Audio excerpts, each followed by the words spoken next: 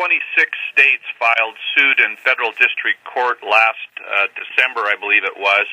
And since that time, not only have the states received an injunction against President Obama's administration implementing their executive amnesty order, we've also discovered that, in fact, the federal lawyers that were working the case led the court to believe that they would not be implementing the executive amnesty order when, in fact, they were processing some of those people through the system, and that has since stopped. But it just goes to show that you need to trust but verify, as one of our former presidents said, and of course that injunction was appealed by the federal government, and they have now lost at the Court of Appeals level.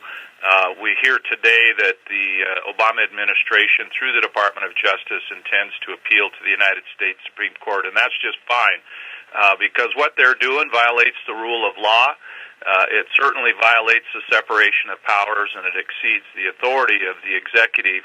And you'll recall one of the things that President Obama said about this executive amnesty was, and I'm quoting, "But what you are not paying attention to is the fact that I just, quote, took an action to change the law."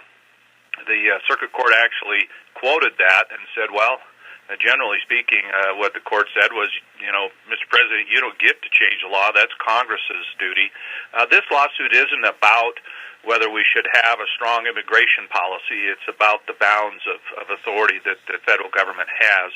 So looks like we'll be on to the United States Supreme Court. I wouldn't anticipate this case being resolved anytime too soon, but it really is unfortunate that the taxpayer dollars are having to be spent to defend against this when really the President and the Congress should be working together to resolve these issues.